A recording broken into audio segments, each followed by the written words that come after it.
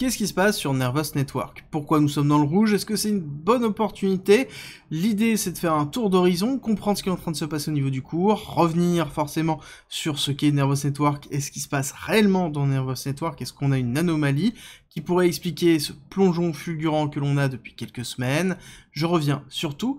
Bonjour, c'est Cryptolis, je suis entrepreneur, investisseur et trader crypto et je vais vous expliquer ce qui se passe exactement sur Nervous Network et son token CKB. On va commencer par revenir sur ce qu'est Nervous Network, en tout cas rapidement. C'est une blockchain d'infrastructure qui est monolithique, ça veut dire qu'elle englobe absolument toutes les différentes phases d'une blockchain.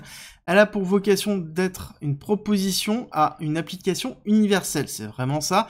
Historiquement, elle voulait être une couche d'interopérabilité, mais elle s'est simplifiée dans sa communication. Globalement, elle fait absolument tout. Layer 0, Layer 1, Layer 2, tout ce que vous pouvez voir sur la blockchain, elle le fait elle-même, directement instanciée dans son protocole, et elle s'occupe d'absolument tout. Alors oui, la notion de décentralisation là-dessus, on est d'accord, elle est un peu compliquée, surtout qu'on n'a pas forcément beaucoup de nœuds de validation et de nœuds de minage au niveau de CKB, mais ça n'empêche que c'est un protocole qui fonctionne bien et qui a une bonne communication.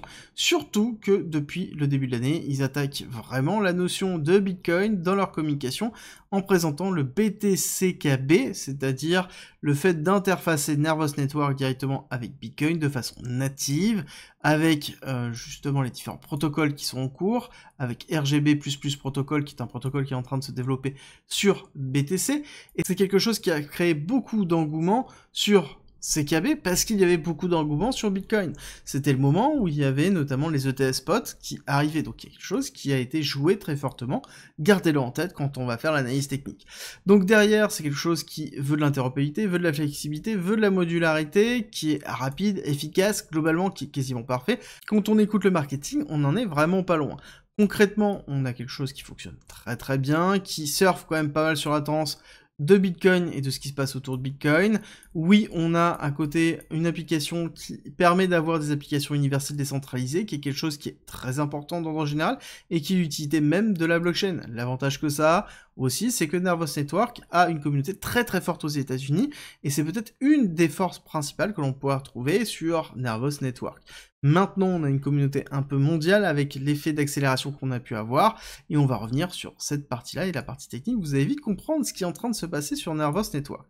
Donc, ici, nous avons une phase classique d'accumulation, phase d'expansion sur le cycle précédent qu'on a pu avoir, phase de rétractation, retest que l'on a eu sur novembre 2021. Donc là, c'était la première phase d'expansion du cycle, retracement avec ici très grosse pression sur le Shinaban, et ensuite on a eu la deuxième phase d'expansion qui a été sur fin 2021, dans lequel CKB a un petit peu performé, mais pas tant que ça. Beaucoup de personnes avaient acheté dans cette zone-là, et en fait se sont fait sortir lorsqu'on a eu la chute ici qui a été accentuée par Terra Luna, mais ça c'était le précédent bear market. Depuis, on s'est mis en place dans une accumulation qui a été très très propre, accumulation qui a commencé ici en juin 2022, où on a duré pendant, on va calculer ensemble, mais quand même pendant très longtemps CKB avant d'avoir une accélération. On parle de quasiment 600 jours d'accumulation. Techniquement, c'est très très long 600 jours d'accumulation, et ensuite on a eu la mise en place de la nouvelle avec une hyper accélération. Et si on revient exactement techniquement, ce qui est intéressant de voir, c'est que nous avons eu deux phases. Nous avons eu cette phase qui se trouve ici, nouvelle accumulation dans l'accumulation, on est sorti, on a fait un pullback, et on est reparti à la hausse. Donc techniquement, c'était très très propre, avec une hyper accélération, principalement liée à quoi? Principalement liée à la nouvelle de l'utilisation de CKB autour de Bitcoin. Il y avait un engouement qui était très fort autour de Bitcoin, et forcément CKB a poussé très très fort. Vraiment très fort. Et on voit qu'on a une hyper accélération jusqu'à 0,038, chose qui a été énorme. On voit des performances, hop, pour ceux qui ont attrapé vraiment tout le mouvement, on voit qu'on a eu quasiment un x10 sur CKB sur la totalité du mouvement. Sauf que on a un retracement qui est vraiment très violent. Depuis ce top, on voit qu'on n'arrive pas à repartir et qu'on a chuté de 74%. À savoir que là, nous sommes dans une zone de rechargement. Quand on trace un Fibonacci du mouvement total que l'on a eu ici, nous sommes retournés toucher le 786, qui est une zone de rechargement classique, et on peut aller chercher encore plus bas, on peut aller chercher le 886 à 0,061. Encore une fois, il faut comprendre ce qui est en train de se passer. On a eu une phase d'euphorie énorme au niveau de CKB, porté par une nouvelle, porté par les ETF Bitcoin, porté aussi par la liquidité qui est rentrée dans Bitcoin, et forcément, étant donné que CKB a eu une très bonne communication autour de ça, et un engouement très fort de la communauté, on a eu une hyper-valorisation. Là-dessus, c'est normal d'avoir un retracement, d'accord? Quand on a quelque chose qui est en accélération parabolique comme ça, il est normal d'avoir un retracement. Il est normal aussi d'avoir un retracement qui est violent. Là, c'est le cas. On a aussi Bitcoin qui marque un retracement, et donc c'est logique d'avoir les altcoins qui corrigent. Et CKB, étant donné qu'il a eu son accélération basée par les inflows, donc c'est-à-dire l'ajout de liquidité qu'il y a eu sur Bitcoin, c'est normal de voir CKB aussi qui retrace violemment. Il est porté violemment par Bitcoin, et il retrace violemment par Bitcoin, ce qui est plutôt normal en termes d'actifs. Surtout qu'on a eu une phase d'hyper spéculation. Je vous rappelle que je vous avais précisé plusieurs fois que justement CKB c'était un gros effet d'annonce. Je ne pensais pas que l'utilisation de CKB par rapport à RGB allait être vraiment très forte, surtout que RGB, ça fait déjà plusieurs années qu'ils sont en train de développer sur Bitcoin et qu'on voit pas grand chose qui sort. Encore une fois, on est dans de la spéculation pure d'une utilisation future et qu'il faut prendre du recul. La spéculation c'est très très bien, mais le problème c'est que quand on est rentré dans ces phases d'accélération et qu'on est rentré, que ce soit dans cette phase ici ou que ce soit ici, c'est très compliqué à gérer. Surtout qu'il y a peut-être des personnes qui ont peut-être trop d'expositions. Et ces expositions-là entraînent potentiellement d'avoir un bac qui a perdu 60%.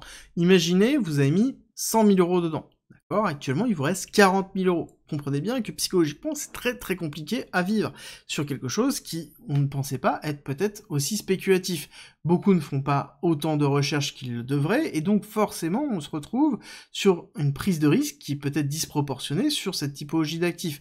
Encore une fois, on est sur de l'altcoin, qui est peu utilisé, et donc forcément on peut avoir beaucoup de volatilité à la hausse, comme beaucoup de volatilité à la baisse, et il faut toujours structurer son portefeuille en fonction de notre capacité à pouvoir gérer le stress, parce que quand on a un portefeuille full altcoin, on a énormément de stress, surtout quand on a 1, 2, 3 altcoins qui sont avec peu de liquidité, ce qui est le cas de CKB. Je rappelle que CKB n'a très peu de liquidité sur le marché, et donc c'est exactement ce qu'on est en train de voir. Actuellement, ce que l'on voit, c'est une capitulation de ceux qui sont rentrés dans toute cette phase d'hyper-accélération, qu'on voit capituler ici. Pareil, là, ici, nous avons beaucoup de personnes qui sont rentrées, on a eu des prises de profit, cette bougie-là, c'est une prise de profit, là on a beaucoup de personnes qui sont re-rentrées, et là on a une capitulation de tout ce bloc-là, d'accord? Donc forcément, on est dans une zone de retracement classique, 786, il faut prendre en considération qu'on peut aller chercher encore plus bas au niveau de CKB, et ça peut être une bonne réflexion de voir est-ce que oui ou non on s'expose à CKB,